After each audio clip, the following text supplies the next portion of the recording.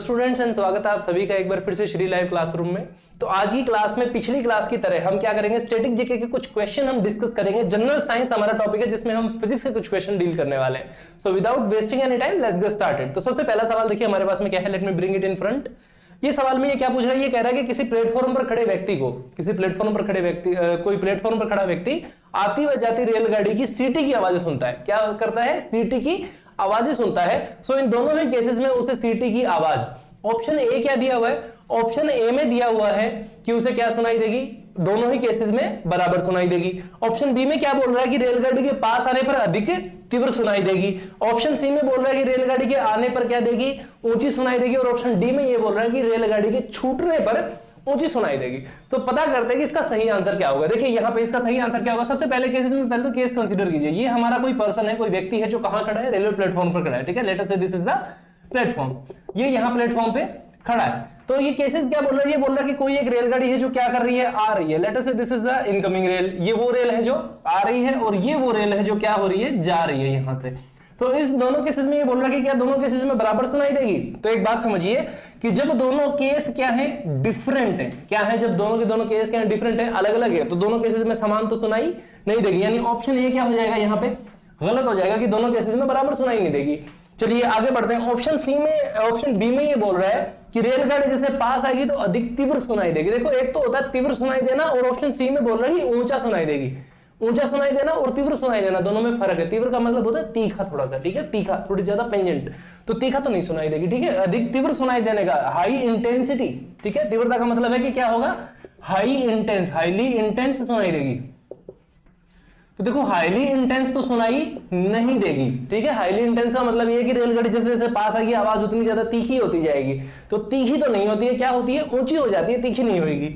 तो option B भी यहां पे क्या हो जाएगा, गलत हो जाएगा, ठीक है। अब ऑप्शन सी में ऐसे बोल रहा है कि क्या होगा कि रेलगाड़ी के पास आने पर ऊंची सुनाई देगी और ऑप्शन डी में बोल रहा है कि रेलगाड़ी के दूर जाने पर ऊंची सुनाई देगी। तो देखो जब ट्रेन दूर जा रही होगी, ठीक है, क्या कर रही होगी, जब दूर जा रही होगी, तो उस केस में जब ट्रेन अपने से दूर जा रही होती है तो जाहिर सी बात है कि उस टाइम में जो आवाज है, सीटी की आवाज है, वो क्या सुनाई देनी शुरू हो जाएगी, धीरे धीरे क्या होती जाएगी, कम होती जाएगी, ना कि तेज होगी। तो ऑप्शन डी भी यहां पे गलत हो जाएगा। तो सही जवाब क्या बचा है, यहाँ पे सही जवाब बचा है option C. Option C is the correct answer, यानी इस सवाल का सही जवाब क्या होगा, ऑप्शन सी इसका सही जवाब होगा, ठीक है। तो अब बढ़ते हैं अगले सवाल की तरफ। ओके, तो हमारा नेक्स्ट क्वेश्चन यहां आ जाता है। नेक्स्ट क्वेश्चन में देखिए ये क्या कह रहा है, ये बोलता है कि पानी के किसी द्रव्यमान को, ठीक है, पानी के किसी द्रव्यमान को 0 डिग्री सेल्सियस से लेकर 10 डिग्री सेल्सियस तक गर्म किया जाता है, ठीक है। 0 डिग्री सेल्सियस से 10 डिग्री सेल्सियस गर्म करने पर उसके आयतन में, अब उसके आयतन के साथ क्या होने वाला है, ठीक है, उसका आयतन। ऑप्शन ए में तो ये बोल रहा है कि उसके आयतन में क्या होगी, अनुक्रमिक वृद्धि होगी, ठीक है, अनुक्रमिक क्या होगी, वृद्धि होगी। ऑप्शन बी में बोल रहा है कि अनुक्रमिक कमी आएगी। ऑप्शन सी में बोल रहा है कि बढ़ने के बाद कमी होने लगेगी। और ऑप्शन डी में बोल रहा है कि पहले क्या होगा, घटेगा, यानी घटने के बाद वृद्धि होगी। तो इसका सही जवाब क्या होगा। देखिए पहले तो ये क्या बोल रहा है, पहले ये बोल रहा है कि अनुक्रमिक वृद्धि होगी। अनुक्रमिक वृद्धि होने का मतलब ये है, क्या होता है, अनुक्रमिक को इंग्लिश में बोल देते हैं एक्सपोनेंशियल। क्या होगा कि एक्सपोनेंशियल इंक्रीमेंट होगा। एक्सपोनेंशियल इंक्रीमेंट का मतलब क्या होता है कि कुछ इस तरह का इंक्रीमेंट होता है कि पहले तो क्या होगा, धीरे धीरे और फिर क्या होगी, एकदम से बढ़ जाएगी, ठीक है। दूसरे बोल रहा है अनुक्रमिक कमी। तो अनुक्रमिक कमी का केस कैसे होता है, अनुक्रमिक कमी का केस कुछ ऐसे होता है, एक्सपोनेंशियल क्या होता है, डीके होता है कि पहले कम होते होते फिर एकदम से क्या हो जाएगी, बहुत कम हो जाएगी, ठीक है। और तीसरे केस में बोल रहा है कि पहले बढ़ेगा फिर क्या हो जाएगा, घट जाएगा, ठीक है। तो यहां पे ये जो दोनों केसेस है, यहां पे देखिए इसका सही जवाब क्या होगा, इसको मैं मिटा देता हूं यहां से। अब देखिए इस वाले केस में कि पानी की वृद्धि, देखो आपने कुछ चीजें पढ़ी होंगी कि पानी का जो घनत्व होता है, क्या कहा मैंने, घनत्व जो होता है। अब घनत्व के बारे में, यानी घनत्व को इंग्लिश में बोल देते हैं डेंसिटी। तो पानी की जो डेंसिटी होती है वो मैक्सिमम कहां होती है, 4 डिग्री सेल्सियस के ऊपर क्या होती है, मैक्सिमम होती है, ठीक है। ये चीज याद रखना, जब भी आपसे पूछा जाए कि पानी का घनत्व सबसे ज्यादा कहां होता है, तो 4 डिग्री सेल्सियस के ऊपर क्या होता है, ज्यादा होता है, सबसे ज्यादा होता है। तो 0 से 4 तक तो क्या रहेगी, डेंसिटी बढ़ेगी, ठीक है। 0 से लेकर 4 तक क्या होगी, डेंसिटी, डेंसिटी कह रहा हूं, घनत्व, घनत्व क्या होगा, 0 से लेकर 4 तक तो क्या होगा, बढ़ेगा। और 4 से 10 तक जब जाएगा तो क्या होगा, घटेगा, ठीक है। यानी 0 से 4 तक जाएगा तब तक तो बढ़ेगा और 4 से 10 जाएगा तब तक क्या होगा, घटेगा इस केस में, ठीक है। पहले बढ़ रहा है फिर क्या हो रहा है, घट रहा है यहां पे। तो इसमें ऑप्शन क्या है, देखो यहां पे जो घनत्व होता है, घनत्व क्या होता है, घनत्व होता है द्रव्यमान बटे आयतन। घनत्व क्या होता है, घनत्व होता है द्रव्यमान बटे आयतन। यानी कि density is equal to mass upon volume. ठीक है, अब यहां पे घनत्व जब बढ़ रहा है तो घनत्व कब बढ़ेगा? घनत्व तब बढ़ेगा जब आयतन क्या होगा? कम होगा। ठीक है, घनत्व कब बढ़ेगा? जब आयतन क्या होगा? कम होगा। और घनत्व कम कब होगा? जब आयतन क्या हो जाएगा? बढ़ जाएगा। ठीक है, तो शुरुआत में जब घनत्व ज्यादा हो रहा है, जब घनत्व बढ़ रहा है, तो इस केस में आयतन क्या हो रहा है? पहले तो क्या हो रहा है?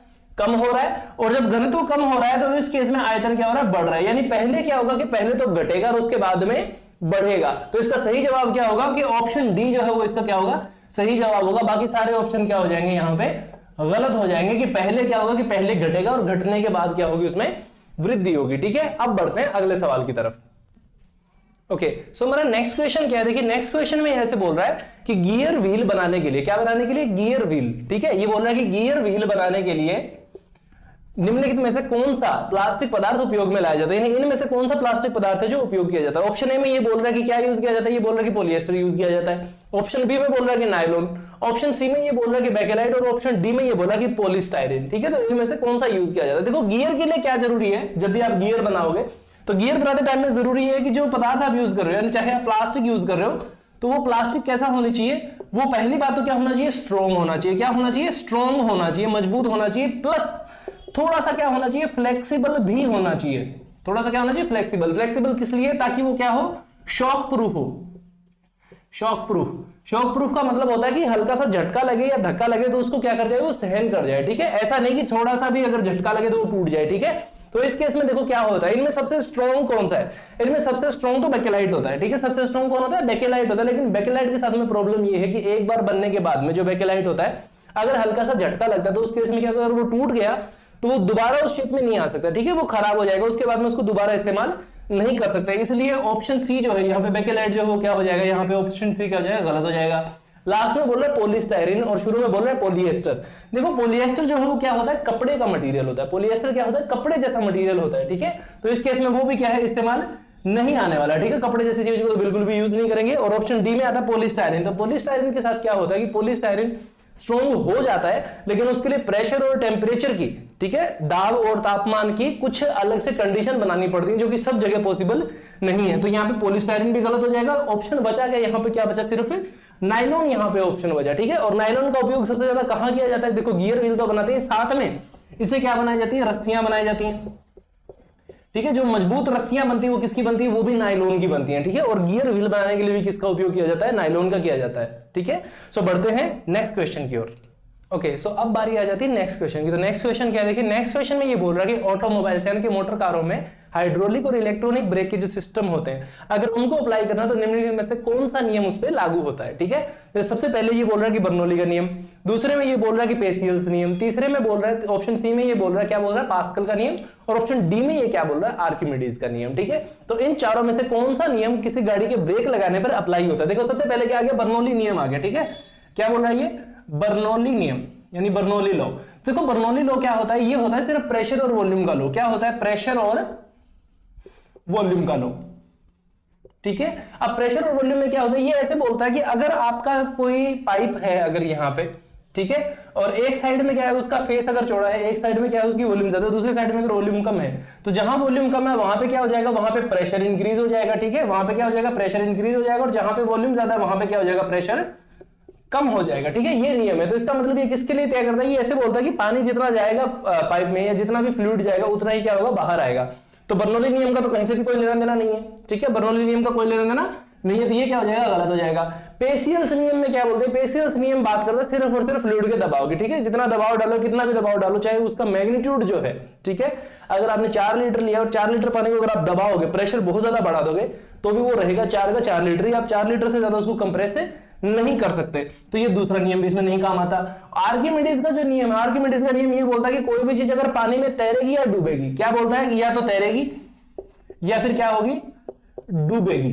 ये सिर्फ इतनी ही बात करता है। कौन करता है? आर्किमिडीज का नियम करता है। तो आर्किमिडीज के नियम का भी कोई लेना देना नहीं। तो इसमें बचा क्या? ऑप्शन सी यहाँ पे बचा, यानी क्या बचा? पास्कल का नियम। तो पास्कल का नियम क्या होने वाला है? सही जवाब होने वाला है। लेकिन कैसे होने वाला है? देखो पास्कल का नियम ये बोलता है कि जब भी ब्रेक लगा, हाइड्रोलिक ब्रेक किसके ऊपर काम करते हैं? हाइड्रोलिक ब्रेक एक्चुअल में क्या होता है? उसके अंदर हाइड्रोलिक फ्लूइड होता है। ठीक है, तो जब हाइड्रोलिक ब्रेक लगाए जाते हैं, जब ब्रेक लगाए जाते हैं, तो उस केस में क्या होता है कि जो फ्लूइड होता है वो जैसे ही अप्लाई होता है वहां पे, तो पास्कल नियम ये बोलता है कि उसके मैग्नीट्यूड में, ठीक है, एक तो उसका मैग्नीट्यूड यानी कि क्या होगा, उसकी मात्रा जो होगी, एक तो उसकी मात्रा में, और दूसरा क्या बोलता है कि मात्रा, और साथ में क्या बोलता है कि प्रेशर यानी कि दाब, यानी मात्रा और जो दाब होगी वो सभी दिशाओं में, ठीक है, is will be same in all direction. क्या बोलता है, will be same in all direction, ये सभी दिशाओं में क्या होगी, समान होगी, ठीक है, सभी दिशाओं में क्या होगी, समान होगी। तो जैसे ही कोई रनिंग व्हील है जो टायर घूम रहा है, अगर उसके ऊपर क्या होता है कि हाइड्रोलिक फ्लूइड जैसे ही अप्लाई होता है, तो उस केस में पास्कल नियम ये बोलता है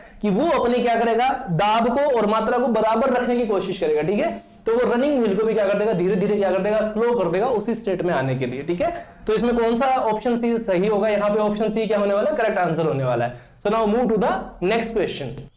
ओके, सो अब हम बात कर लेते हैं हमारी सीरीज के लास्ट क्वेश्चन के बारे में। So here is the last question.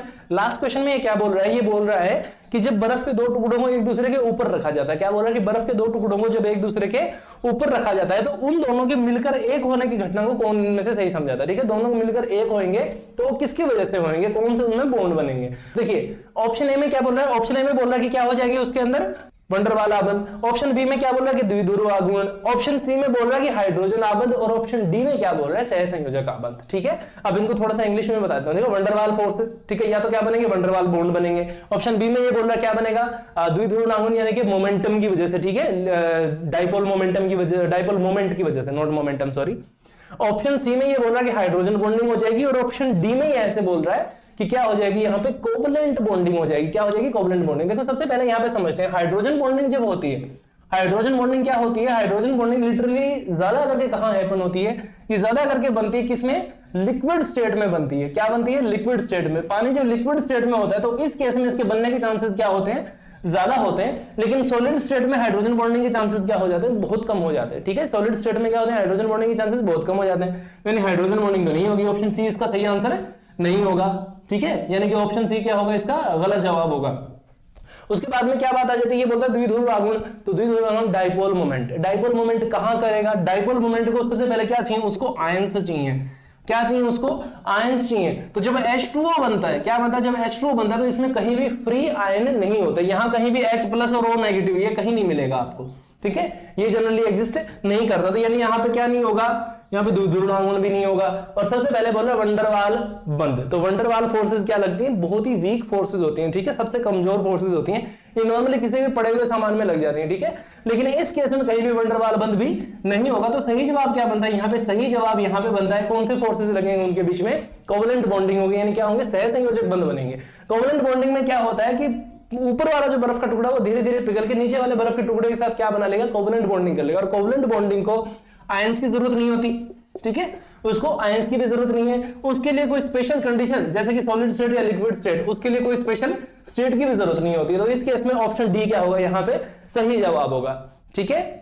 तो ये हमारी सीरीज है आज की 5 क्वेश्चंस की, और ऐसे ही 5 क्वेश्चंस की सीरीज हम आपके लिए लेके आ रहे हैं, और हर क्वेश्चन को पूरी तरह से एक्सप्लेन करके समझाने की कोशिश है। बट इवन देन किसी भी पॉइंट पे या कहीं पे अगर आपका कोई डाउट हो या कोई क्वेश्चन या फिर आपका कोई सुझाव हो, you can comment us, also you can mail us and join us on our Telegram channel, Facebook page and YouTube channel.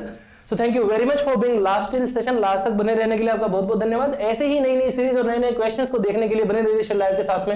Have a great day, happy learning, जय हिंद।